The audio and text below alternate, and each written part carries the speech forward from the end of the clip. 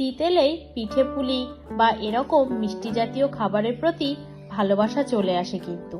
আর এই পিঠে পুলি মানে চালের গুঁড়ো, দুধ, নারকেল এসব উপকরণ তো থাকবেই, কিন্তু এই সব উপকরণ ছাড়াও সম্পূর্ণ ময়দা দিয়ে একটু ভিন্ন স্বাদের রসময় একটা পিঠের রেসিপি আমি আপনাদের সাথে আজ শেয়ার করব।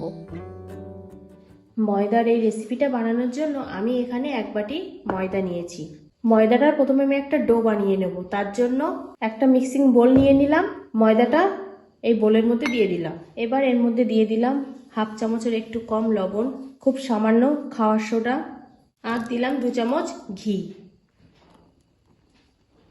ময়দাটা এবার ভালোভাবে ময়াম দিয়ে নেব। ময়দাটা বেশ ভালোভাবে ময়াম দেওয়া হয়ে গেছে। এখন আমি অল্প অল্প জল দিয়ে একটা ডো বানিয়ে নেব। প্রথমে আমি 1/2 কাপ জল দিলাম, আমি মেখে নেব। আমি এখানে ঠান্ডা জল দিয়েই ময়দাটা মাখছি। আবার একটু জল দিয়ে দিলাম। যে জলটা দিয়ে আমি মেখেছি সেই জলের পরিবর্তে আপনারা লিকুইড দুধ দিয়ে মাখতে পারেন ময়দাটা। ডোটা আমার রেডি হয়ে গেছে মাখা। আমি এবার এটা 10 মিনিট ঢাকা দিয়ে রেখে দিলাম। 10 মিনিট ঢাকা দেয়া থাক, ততক্ষণে আমি একটা চিনির সিরা বানিয়ে নেব। গ্যাসে কড়াই বসিয়ে দিয়েছি। এই কড়াইতে আমি বাটি মেপে 2 বাটি জল দিয়ে দেব। এই জলের মধ্যে দিয়ে দিলাম 2টো এলাচ ফাটিয়ে।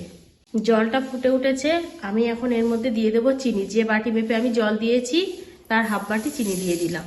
মিষ্টির ঘনত্বটা আপনাদের নিজেদের স্বাদ মতো দেবেন। 5 থেকে 7 মিনিট আমি এবার এটা ফুটিয়ে একটা সিরা বানিয়ে নেব।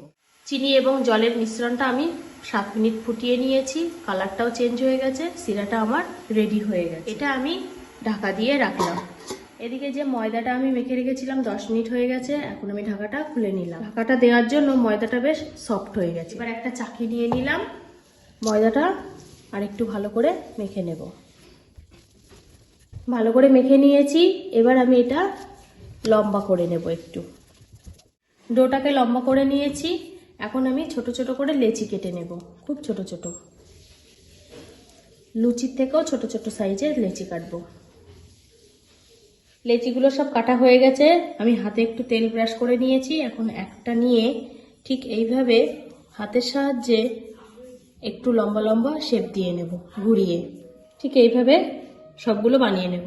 সব কটা লেচি আমার এইভাবে রেডি করা হয়ে গেছে। এবার এই লম্বা করে শেপ দিয়ে তৈরি করা লেচিগুলো থেকে একটা নিয়েছি, নিয়ে এইভাবে বেলনের সাহায্যে আমি লম্বা করে বেলে নিচ্ছি। এই বেলনটা আমার এখানটায় ডিজাইন করা আছে, তাই জন্য আমি এটা এইভাবে বানাচ্ছি।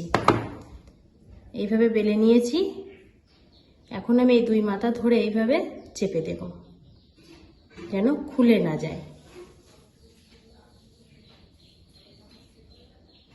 ঠিক এইভাবে এই চেপে দিয়েছি। এইভাবে আমি বাকিগুলো করে নেব।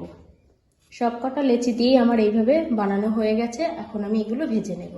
এদিকে গ্যাসে কড়াই বসিয়ে তেল দিয়ে দিয়েছিলাম। তেলটা গরম হয়ে গেছে। এখন এর মধ্যে থেকে একটা একটা করে আমি এই তেলের মধ্যে দিয়ে দেব। দেওয়ার সময় অবশ্যই ভাঁজ করা মুখটা নিচের দিকে দেব।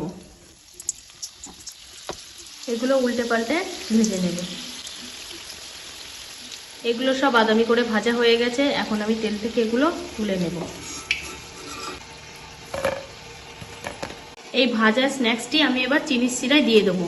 গ্যাসে আমার চিনির সিরা বসানো ছিল, আমি এবার এক এক করে এর মধ্যে দিয়ে দেব। দিয়ে ঢেকে রাখবো। আবারও এইভাবে বাকিগুলো ভেজে নেব।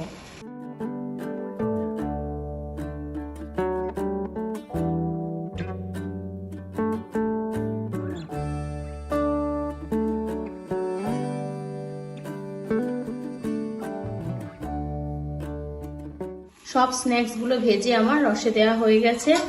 এখন আমি এটা 8 ঘন্টা ঢেকে রাখবো। স্ট্যান্ডিং টাইমে রেখে দেবো। গ্যাসটাকে অফ করে দিলাম। 8 ঘন্টা হয়ে গেছে। আমি এবার এগুলো নামিয়ে নিচ্ছি।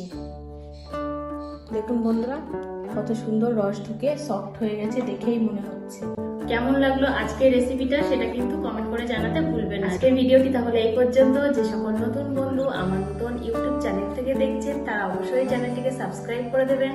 আর যে সকল বন্ধুরা ফেসবুক থেকে দেখছেন তারা ফেসবুক পেজটিকে ফলো করে দেবেন। যদি ভালো লাগে তাহলে অনেক অনেক শেয়ার করে দেবেন।